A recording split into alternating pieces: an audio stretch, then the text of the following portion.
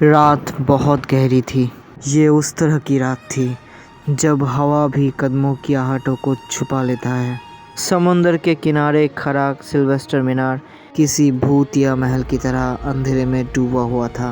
बारिश की तेज धाराएं दीवारों को पीट रहा था। बिजली की परछाई में कभी कभी एक लंबी परछाई दिख जाता था, किसी एक आदमी का, जो एक पुरानी टाइपराइटर पर कुछ टाइप कर रहा था, कुछ लिख रहा था। उसके सामने एक मोमबत्ती टिमटिमा रहा था। वो लिख रहा था, नियम 1, रिफ्लेक्शन बनाओ।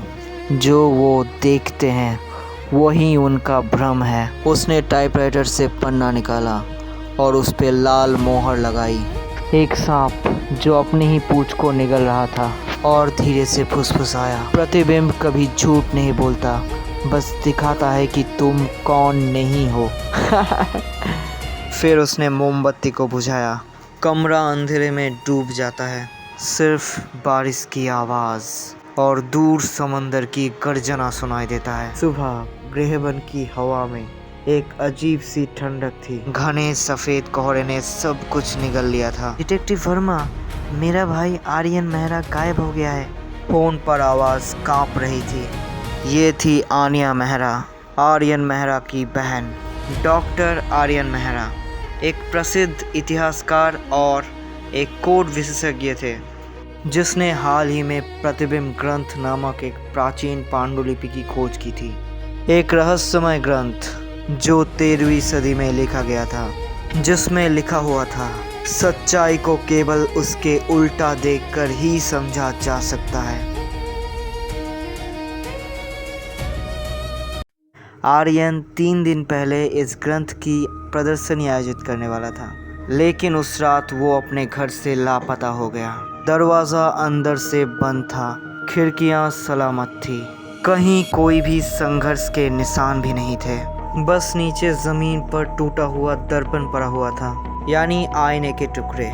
प्रताप वर्मा, जिसने पिछले 5 सालों में बहुत सारे अनसुलझे केस को सुलझाया था, वो इस केस को लेकर बहुत सीरियस थे, असामान्य रूप से गंभीर दिखे, क्योंकि इस केस में उसे कुछ अजीब, कुछ खास नज़र आ रहा था। उसने कई केस सॉल्व तो किए हैं, पर यह केस सबसे अलग था। आर्यन के घर पहुंचने पर सबसे बड़ा झटका उसे तब लगा जब उसने नोटिस किया, कमरे के हर दीवार पर एक अजीब से चिन्ह बने थे। बहुत ही कठिन भाषा में कुछ लिखा हुआ था, जिसको समझने के लिए बहुत ही शार्प माइंड होना ज़रूरी है, बहुत ही गहराई से सोचना पड़ेगा। टेबल पर एक डायरी रखा था, उसमें कुछ लिखा था, जो प्रतिबिंब यानी रिफ्लेक्शन ना देखे वो सच्चाई ना देख पाए। रूल नंबर 2, अपनी परछाई से कभी मुंह मत मोड़ो। प्रताप ने दर्पण के टूटे हुए टुकड़े को उठाया। दर्पण यानी मिरर, आईना। हर टुकड़े पर खून के हल्के निशान थे, पर किसी के उंगलियों के निशान नहीं थे। कमरे के बीच में एक मोमबत्ती बुझी हुई थी और उसके पास एक जली हुई चिट्ठी का आधा हिस्सा। प्रताप ने पढ़ने की कोशिश की। Rule number 3, When the light dies, the truth awakens। चिट्ठी का आधा हिस्सा जल गया था, इसीलिए पूरा चिट्ठी पढ़ना इम्पॉसिबल था। प्रताप ने अपने असिस्टेंट को कहा, ये केस बहुत ही जटिल है, शुरू कहाँ से करें समझ में नहीं आ रहा है। देखो, हमारे पास ये सुराग है, ये डायरी है और ये दर्पण है, और ये कुछ रूल फूल के नाम पे जो 1 2 3 करके लिखा है, ये सब है, पर इसे हम सुराग नहीं कह सकते हैं। इससे हम किसी डिसीजन पे पहुंच नहीं सकते हैं। हमें ये भी पता नहीं है कि ये सब मिस्टर आर्यन ने लिखा भी है या नहीं, या किसी ने हमें बहकाने के लिए ये सब लिखा है। तो हमें बहुत ही सतर्क रहना पड़ेगा और बहुत ही फूक फूक के हमें कदम लेना है। मिस्टर प्रताप अपने इन्वेस्टिगेशन पर लग गए। आर्यन की बहन आनिया बेहद परेशान थी। उसने कहा, सर, आर्यन पिछले कुछ हफ्तों से कुछ बदला हुआ लग रहा था। वो बार बार आईने में कुछ बोलता था। वो कहता था कि कोई उसे देख रहा है किसी और दुनिया से। प्लीज़ बताइए, उसने किसी से मिलने की बात की थी या फिर किसी खास चीज़ का जिक्र किया था? प्रताप ने पूछा। आनिया ने धीरे से कहा, हाँ, उसने एक नाम तो लिया था, आरोबोरस। प्रताप का चेहरा बहुत गंभीर दिखा। आरोबोरस, ये नाम प्रताप ने सुना था। एक बहुत सीक्रेट अंतर्राष्ट्रीय नेटवर्क जो दुर्लभ पांडुलिपियों का तस्करी करता था। उनका एक कोड वर्ड था, सांप जो अपनी ही पूंछ खाता है। शाम को जब प्रताप अपने फ्लैट में लौटे, उसके दरवाजे के नीचे एक सफ़ेद लिफाफा पड़ा था, बिना पते और बिना नाम के एक रहस्यमय पत्र। अंदर एक शीशे का टुकड़ा था और एक छोटा नोट। जो सच्चाई को खोजता है वो सच्चाई बन जाता है, लेकिन रिफ्लेक्शन, प्रतिबिंब, हमेशा किस्मत मांगता है। प्रताप ने शीशे के टुकड़े को रोशनी में देखा। उसमें उसकी खुद की परछाई झिलमिला रहा था, लेकिन उसके पीछे कोई और चेहरा भी था। एक अस्पष्ट, ठंडे मुस्कान वाला चेहरा। प्रताप चौंक गया, उसके रोंगटे खड़े हो गए। उसने पीछे मुड़कर देखा, पर कमरा खाली था। ये क्या था? मैंने कुछ स्ट्रेंज महसूस किया। क्या ये मेरा भ्रम था? पता नहीं। अगले दिन प्रताप ने फिर से आर्यन के घर में तलाशी ली। आर्यन ने एक पुरानी किताब उठाई। उसमें से एक फोटोग्राफ निकला। फोटोग्राफ में 3 लोग हैं। एक तो ये आर्यन है, दूसरा एक foreign scientist doctor Lucas rain, और तीसरा चेहरा बहुत ही धुंधला दिख रहा है। कुछ समझ में नहीं आ रहा है। पता लगाना पड़ेगा ये कौन है। पीछे लिखा था, प्रोजेक्ट मिरर, दिल्ली, 2024। इस लुकास रेन से मिलना पड़ेगा, यही हमें सब कुछ बता सकता है। प्रताप ने शहर के रजिस्टर से पता लगाया। प्रोफेसर लुकास रेन 3 दिन पहले होटल से गायब हो गए थे। उसका कमरा भी अंदर से बंद था और उसके दरवाजे पर एक सांप का निशान था। प्रताप की खोज उसे ग्रहबन के पुराने हिस्से में ले आया, जहां सदियों पुराना एक परित्यक्त यानी डिसर्टेड गिरजाघर था। गिरजाघर का नाम सेंट लूसी चैपल। स्थानीय लोग कहते हैं कि वहां पे उन्होंने कई बार एक मिस्टीरियस फिगर को देखा है। अंदर बहुत धूल जमी थी। देख रहे हो सुरेश, यहाँ पे कदमों के निशान हैं। इसका मतलब यहाँ पे कोई तो आया था। सुरेश ने कहा, हाँ दिख तो रहा है, पर कौन हो सकता है? मुझे इस घर में कुछ अजीब लग रहा है। चिंता मत करो, हम उस अजीब चीज को ढूंढ के निकालेंगे सुरेश। दीवारों पर वही चिन्ह थे जो आर्यन के घर में थे, और बीच में एक टूटा हुआ बेदी था। उस पर एक दर्पण रखा था।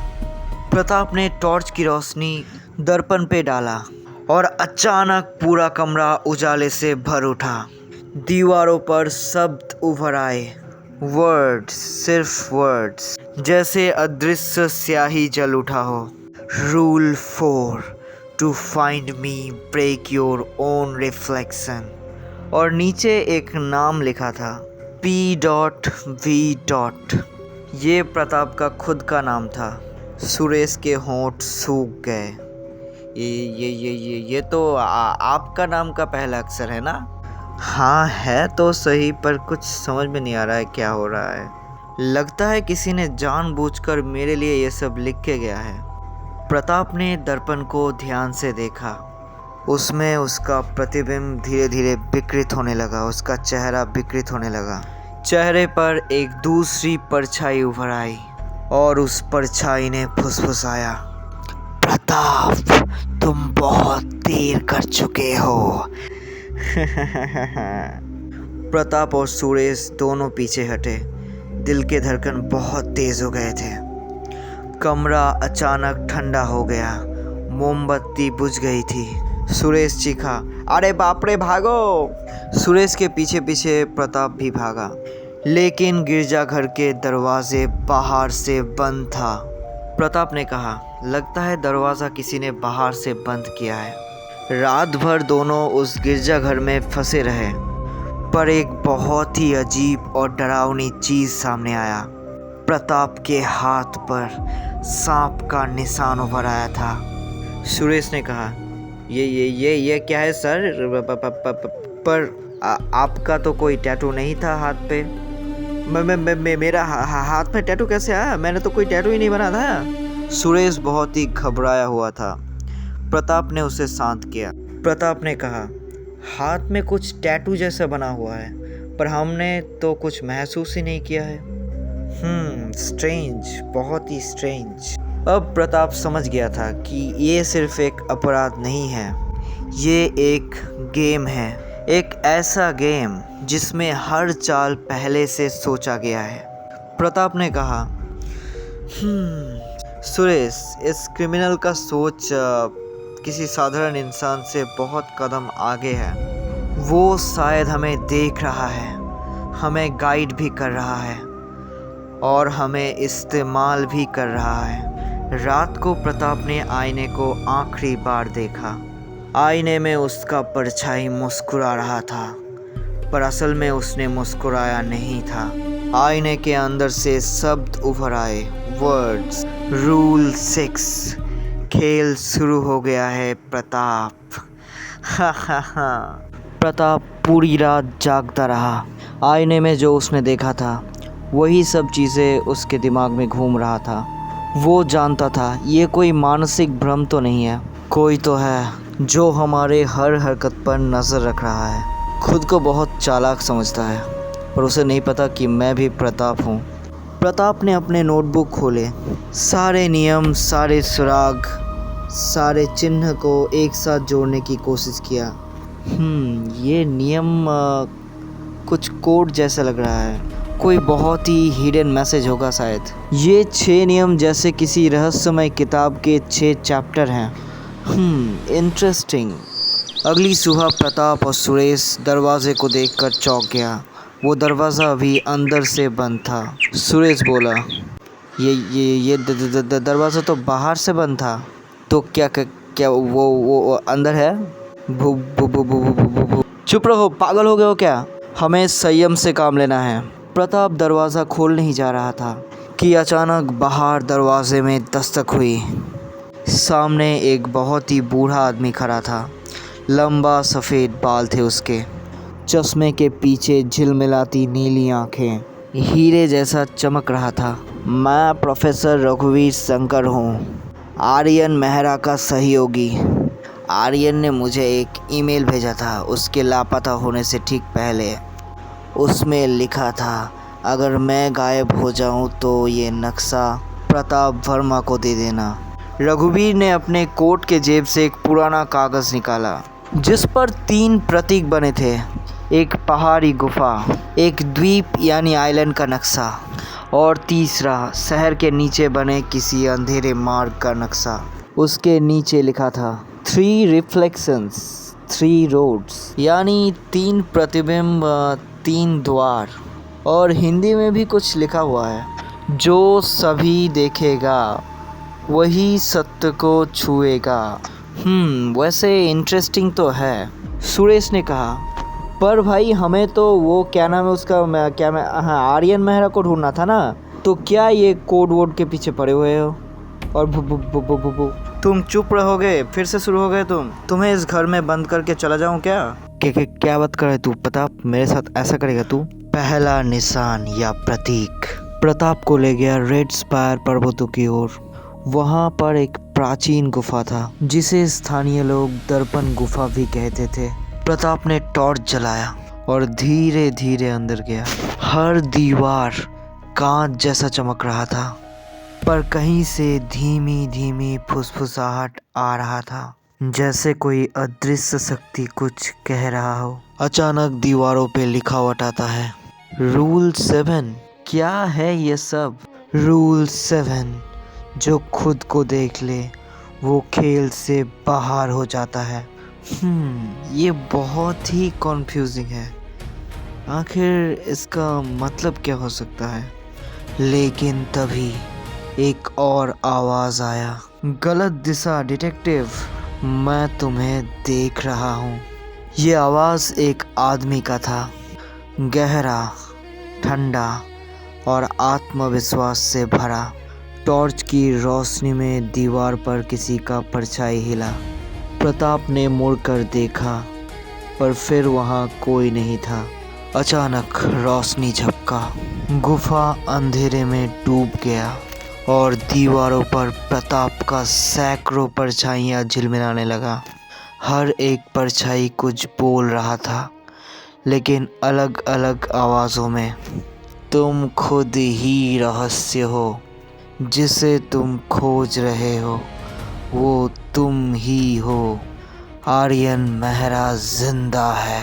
प्रताप बहुत ही शौक में था। उसे कुछ समझ में नहीं आ रहा था। ये कोई साधारण मिरर तो नहीं है।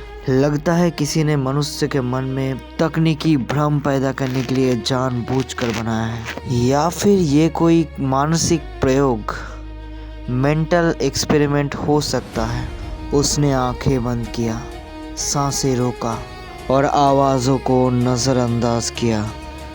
अब उसने दोबारा आंखें खोला और फिर दीवार के बीच एक सीक्रेट दरवाज़ा खुल जाता है। अंदर एक छोटा सा पत्थर का बेदी था। उसमें वही प्रतीक थे जो कहानी के शुरुआत में लाइट हाउस में थे। एक सांप जो अपनी ही पूंछ को खा रहा है, और नीचे एक नोट भी था। बहुत अच्छे, पहला नोट तुमने ढूंढ निकाला, दूसरा नोट समुद्र के पार है। प्रताप ने नोट उठाया, लेकिन तभी उसके पीछे डराने वाला अचानक कदमों की आहट हुआ। किसी ने उसकी तरफ तेज गोली चलाई। प्रताप जल्दी से झुका। प्रताप बाल बाल बचा। वो गोली कांच के दीवारों पर टकराया। गोली का आवाज पूरे गुफा में गूंज उठा। उस परछाई ने कहा, हाँ, जल्द मिलते हैं डिटेक्टिव, तैयार रहना। और फिर अंधेरे में गायब हो गया। पार्ट 2 बहुत ही खतरनाक होने वाला है। पार्ट 2 में क्या होगा जानने के लिए वीडियो को लाइक कीजिए, चैनल को सब्सक्राइब कीजिए और बेल आइकन को प्रेस करना मत भूलिएगा।